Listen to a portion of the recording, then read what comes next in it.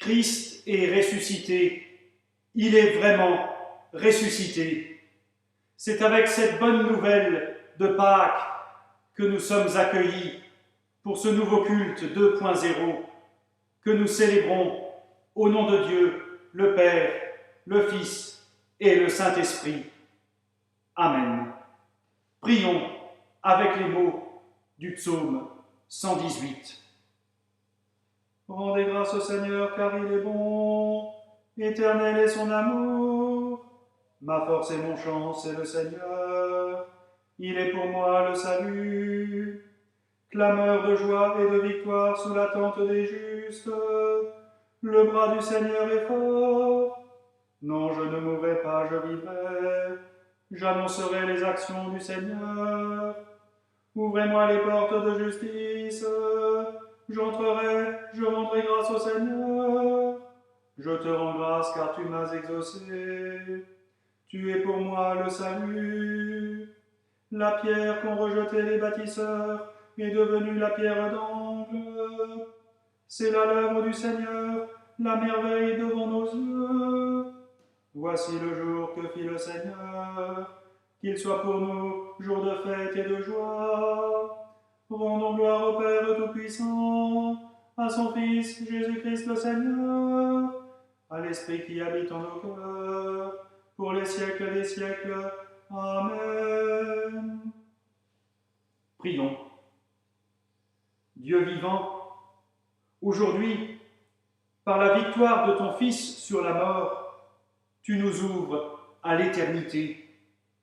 Que ton Esprit nous donne de ressusciter chaque jour avec le Christ, qu'ainsi nous marchions en nouveauté de vie. Dieu béni pour les siècles des siècles. Amen.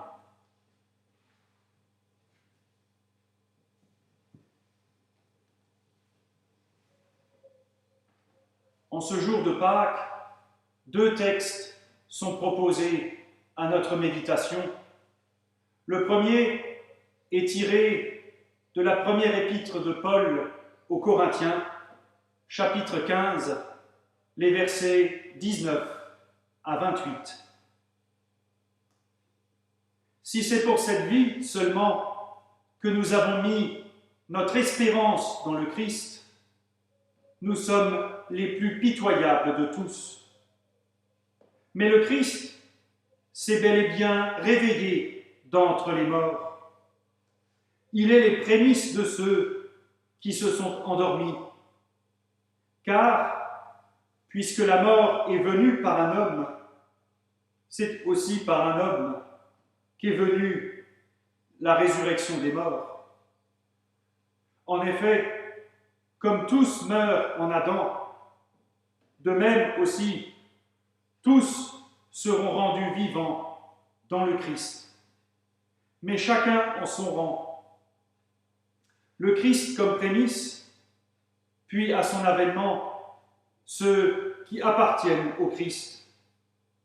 Ensuite viendra la fin, quand il remettra la royauté à celui qui est Dieu et Père, après avoir réduit à rien tout pouvoir, toute autorité, toute puissance. Car il faut qu'il règne jusqu'à ce qu'il ait mis tous ses ennemis sous ses pieds. Le dernier ennemi qui sera réduit à rien, c'est la mort. En effet, il a tout mis sous ses pieds. Mais lorsqu'il dit que tout lui a été soumis, il est évident que c'est à l'exception de celui qui lui a tout soumis. Et lorsque tout lui sera soumis, alors que le Fils lui-même se soumettra à celui qui lui a tout soumis, pour que Dieu soit tout en tous. Acclamons l'Évangile. Alléluia, Alléluia, Alléluia, Alléluia, Alléluia, Alléluia, Alléluia, Alléluia. Évangile de Jésus-Christ selon saint Marc, chapitre 16, les versets 1 à 8. Lorsque le sabbat fut passé, Marie-Madeleine, Marie, mère de Jacques, et Salomé achetèrent des aromates pour venir l'embaumer. Le premier jour de la semaine, elles viennent au tombeau de bon matin, au lever du soleil. Elles disaient entre elles, « Qui roulera pour nous la pierre de l'entrée du tombeau ?» Levant les yeux, elles voient que la pierre, qui était très grande, a été roulée. En entrant dans le tombeau, elles virent un jeune homme assis à droite, vêtu d'une robe blanche. Elles furent effrayées. Il leur dit, « Ne vous effrayez pas. Vous cherchez Jésus, le crucifié, le Nazaréen. Il s'est réveillé. Il n'est pas ici. Voici le lieu où on l'avait mis. Mais allez dire à ses disciples et à Pierre qu'il vous précède en Galilée. C'est là que vous le verrez, comme il vous l'a dit. » Elles sortirent du tombeau et s'enfuirent, tremblantes et stupéfaites. Et elles ne dirent rien à personne, car elles avaient peur. Acclamons la parole de Dieu. Alléluia, Alléluia, Alléluia, Alléluia, Alléluia, Alléluia, Alléluia, Alléluia.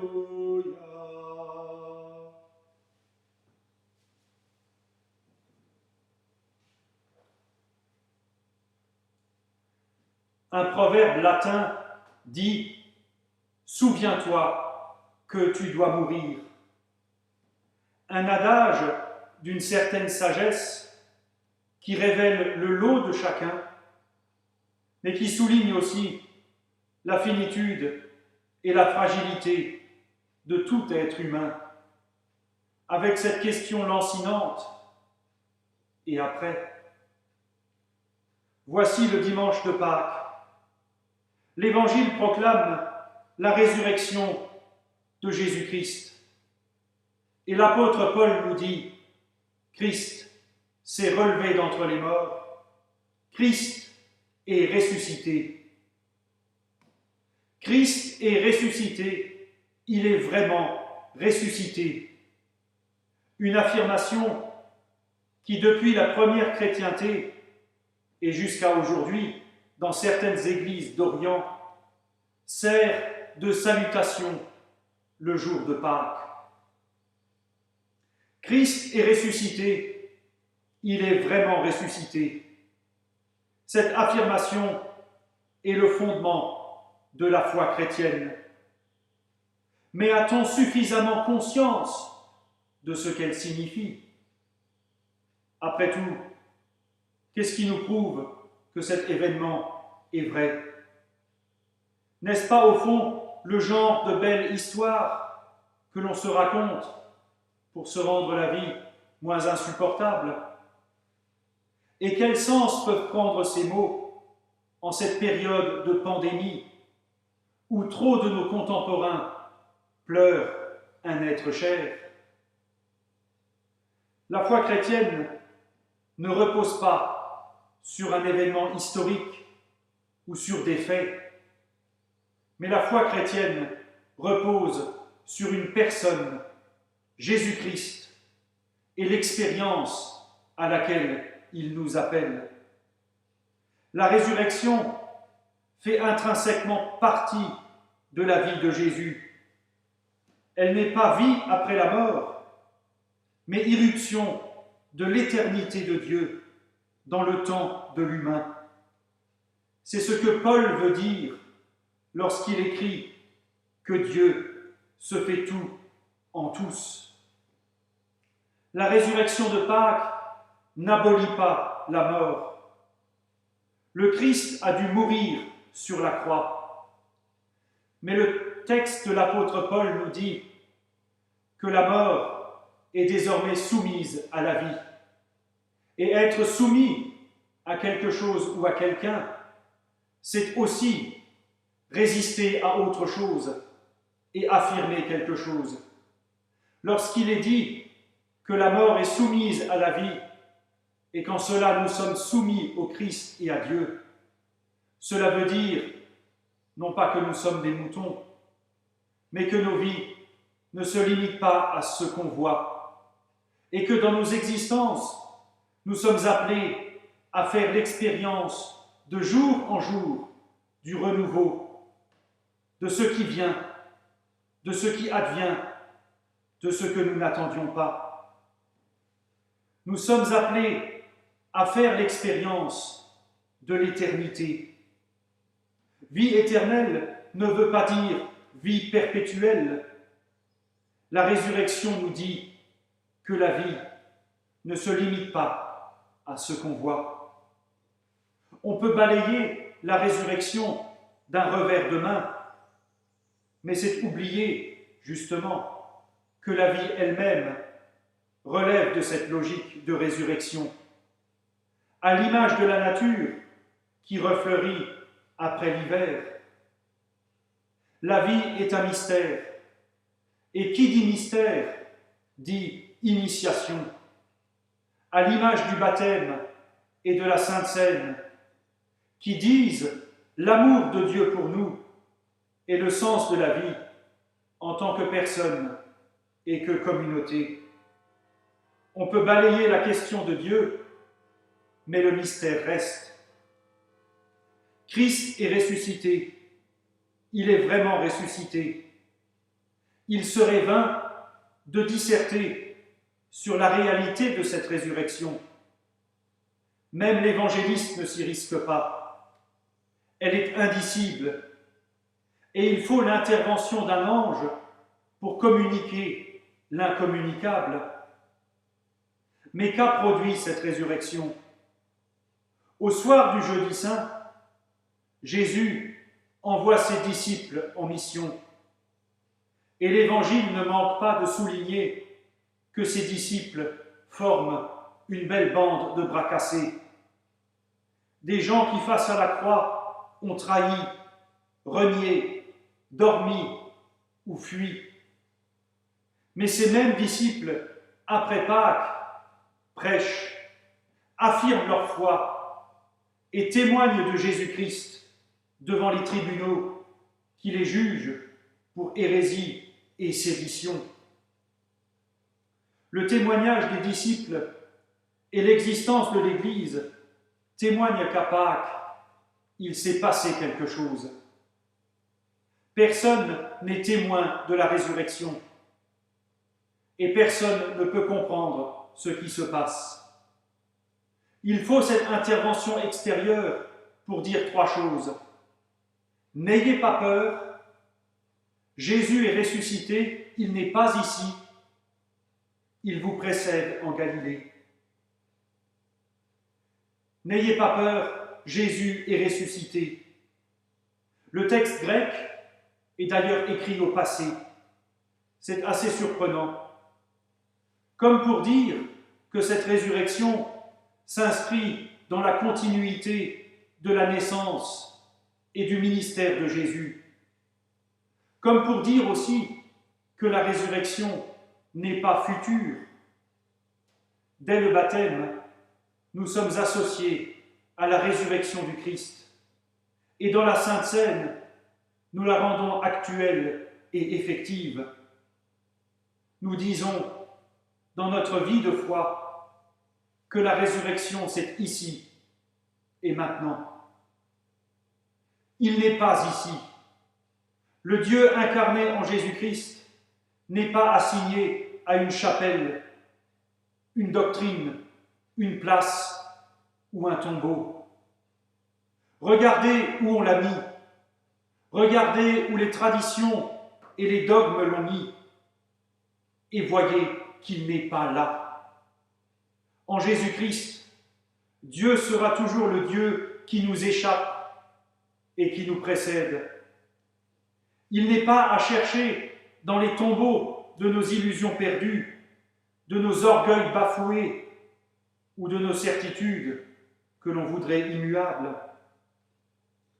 Mais quand nous devons même quand nous devons les porter, ces certitudes, parce qu'elles ne nous portent plus. Il vous précède en Galilée. La Galilée, c'est le lieu d'origine des disciples, l'endroit de leur quotidien, là où ils allaient en mer pour pêcher, là où ils réparaient leurs filets, là où se trouve leur famille. C'est là que vous le verrez, vivant. En cette période de confinement, il nous est dit que Pâques, ça ne se passe pas dans les quatre murs d'une église. Pâques, le Dieu vivant, nous attend dehors, chez nous, là où nous vivons. C'est dans nos maisons, dans nos couples, nos familles, que nous pouvons renouer avec la vraie vie, la vie spirituelle, la vie de lumière. Si nous sommes abattus, c'est là que nous devons être relevés, dans notre Galilée que le ressuscité veut nous rencontrer. Parce que Dieu est un Dieu vivant, c'est dans notre vie qu'il nous rencontrera. Parce que Dieu est ressuscité en Jésus-Christ, les femmes de l'Évangile, les disciples et les disciples que nous sommes sont appelés à ressusciter aussi, ici et maintenant. Amen.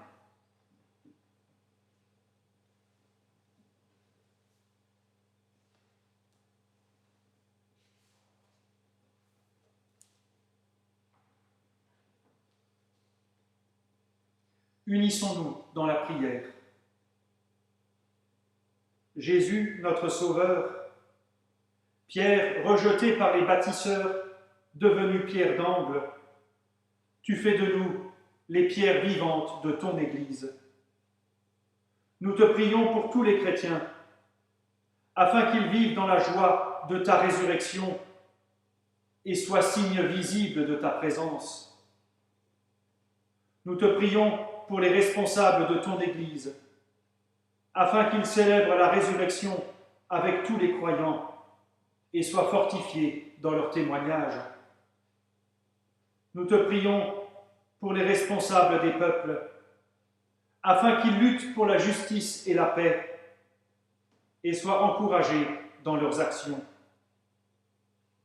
Nous te prions pour toutes les personnes qui souffrent, afin que ta résurrection soit pour elles secours et réconfort. Et dans le silence, nous voulons faire monter notre propre prière.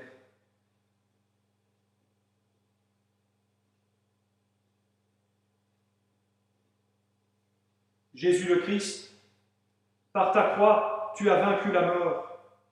Fils du Dieu vivant, béni sois-tu. Amen. Et comme nous l'avons appris du Sauveur, et selon son commandement, ensemble nous prions, notre Père, qui es aux cieux, que ton nom soit sanctifié, que ton règne vienne, que ta volonté soit faite sur la terre comme au ciel. Donne-nous aujourd'hui notre pain de ce jour. Pardonne-nous nos offenses, comme nous pardonnons aussi à ceux qui nous ont offensés. Et ne nous laisse pas entrer en tentation, mais délivre-nous du mal. Car c'est à toi qu'appartiennent le règne, la puissance et la gloire, pour les siècles des siècles. Amen. Christ est ressuscité, il est vraiment ressuscité. Que cette bonne nouvelle de Pâques résonne dans nos vies et qu'elle fasse grandir en nous la paix et l'espérance. Pour ce faire, demandons à Dieu de nous rejoindre et de nous bénir. Recevez la bénédiction de Dieu. Que demeure en vous la grâce de Dieu, la grâce pascale qu'il vous offre aujourd'hui, qu'elle vous garde du doute et de l'oubli. Amen. Amen. Par la résurrection de son Fils, il vous a fait renaître, qu'il vous rappelle toujours à cette joie, que rien, pas même la mort, ne pourra vous ravir. Amen. Amen. Ils sont finis les jours de la passion, suivez maintenant les pas du ressuscité. Suivez-le désormais jusqu'à son royaume, où vous partagerez enfin la joie parfaite. Amen. Amen.